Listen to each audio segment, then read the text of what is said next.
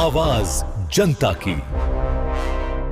ये हरकत किया है उस पर कानूनी कार्रवाई करके उसका भी लिस्ट माफिया के श्रेणी में डलवाइए। कहीं भी चल जाएंगे, रिटायर भी हो जाएंगे, तो इससे लोगों को श्मशान तक हम लोग पीछा करें। दोबारा नामांकन कागजात होने के पश्चात नहीं किया जाना।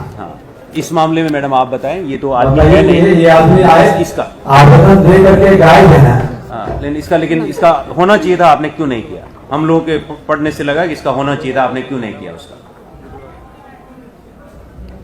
कर्मचारी को मैं उनको तो बुला दीजिए। सर मेरे संज्ञान में अभी तक नहीं था। तो मैडम आप देखेंगे ना, आप ही के समय का तो है, इसमें ऑर्डर शीट लगा हुआ है, आप पढ़ रहे जब तक। आप बताइए कि फर्जी वंशावली के आधार, इनका आवेदन आप सीमा मांझी का है कि फर्जी वंशावली नहीं, इनका नहीं है मैडम, इनका नहीं, ये तो दूसरा आया नहीं। इनका फर्जी वंशावली अवैध रूप से भू माफिया द्वारा हड़पने के आरोप में ये इनका है। उसको देखिए, चंदन कर्मचारी यहाँ आ जाइए। ये जो है फर्जी वंशावली, ये है कस्बा कुम्हार टोला। सर ये मेरे टाइम में सर कभी आई नहीं है मेरे पास। नहीं आई मैडम, लेकिन जी सर, हाँ बताइए, आप अपना मैटर बताइए मैडम, फोन लीजिए, ये होगा। हाँ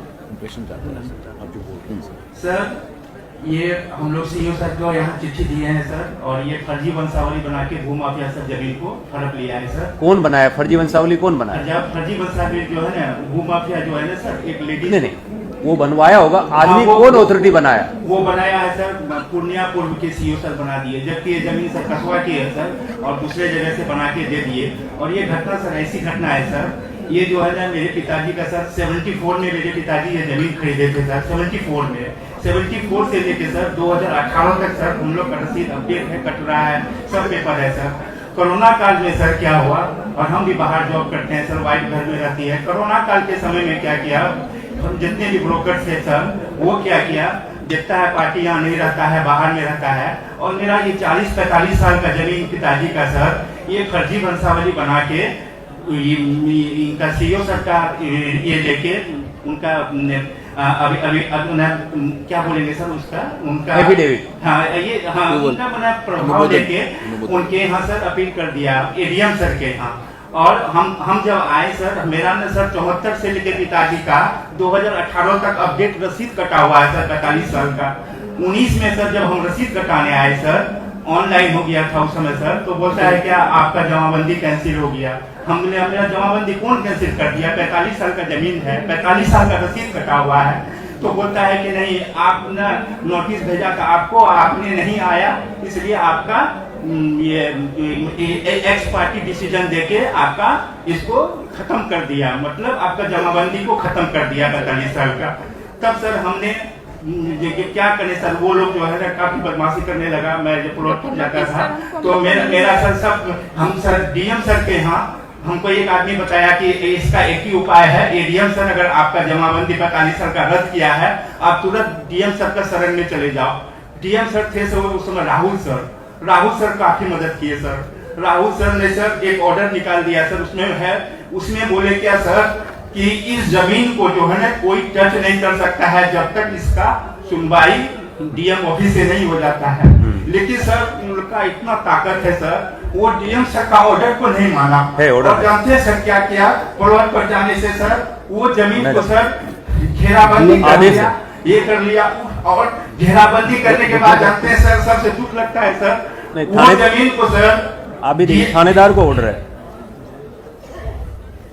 सर, डीएम सर का ऑर्डर के बावजूद भी सर दुख की बात क्या है सर जानते हैं, मेरा जमीन को 5 डिसमिल बेच दिया सर। कैसे बेच दिया सर, आगे में रास्ता के लिए एक आदमी को 1 डिसमिल जमीन खरीद के मेरा ही जमीन 5 डिसमिल बेच दिया।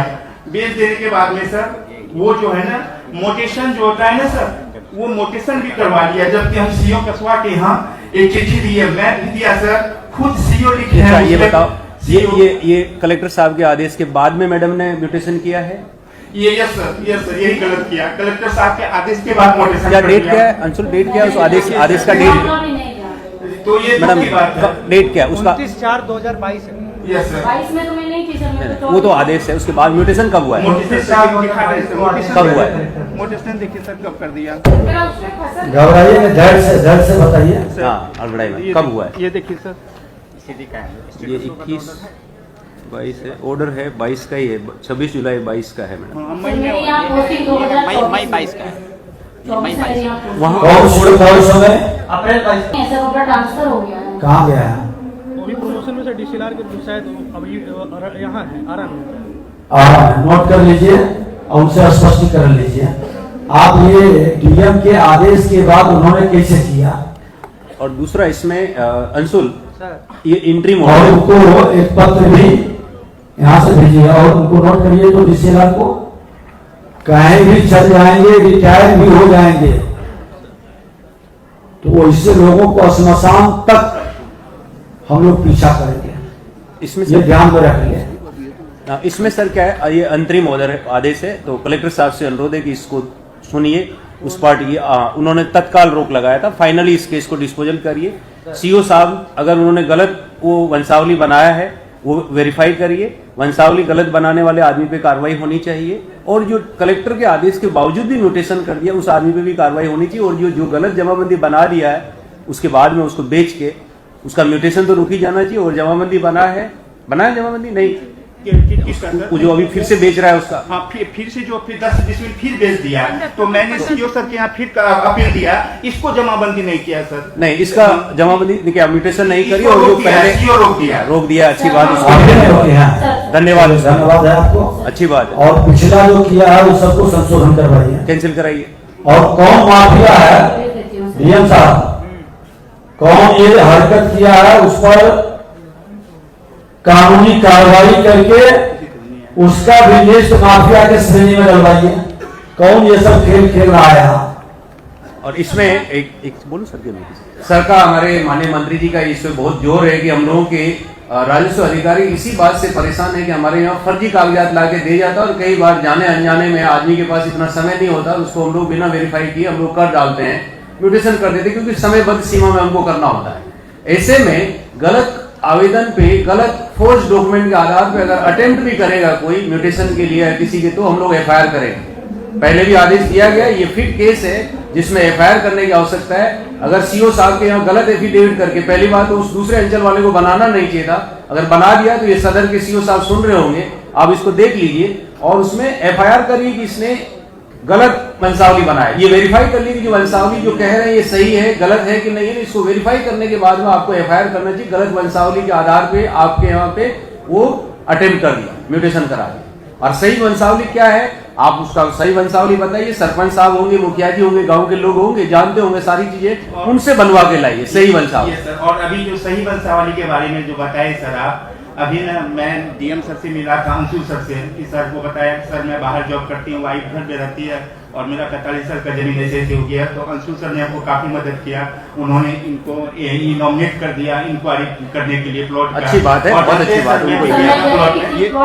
साहब सही मैडम, आप गाँव में न्याय से दे दिया है सर, गाँव में जाके सही वंशावली बना के अब आगे इसको लॉजिकल कंक्लूजन में। धन्यवाद, आप जा सकते हैं। Thank you. चलिए ठीक, अगला आप देख लीजिए, बहुत अच्छा। यही प्रार्थना सर, मेरी जमीन वापस दे दीजिए। अब नहीं, संज्ञान वो वाली आप लिखवा लीजिए। और वो बॉन्डी दे दिया है सर। और देखिए ऐसा नहीं समझिए कि इन्हीं का सिर्फ सुन रहे हैं, जो भी आवेदन आया है सबको संज्ञान में लिया जाएगा। ये तो टेस्ट करने के लिए एक नेचर के काम को एक दो निकाल करके हम लोग यहाँ आमने सामने बात कर रहे हैं। ठीक है सर, उस बॉन्डी को तोड़वाया जाए सर, मेरे वो देख करके एक बार दिखवा दीजिए। नियम विरुद्ध है तो तोड़वाइए भी, और इससे भूमाफिया को चिन्हित भी करिए। अगला हम लोग ये खेल खेल रहा है। बनमनकी जी, धन्यवाद। बनमनकी के दो लोग को, ललन कुमार पिता रामधनी प्रसाद यादव,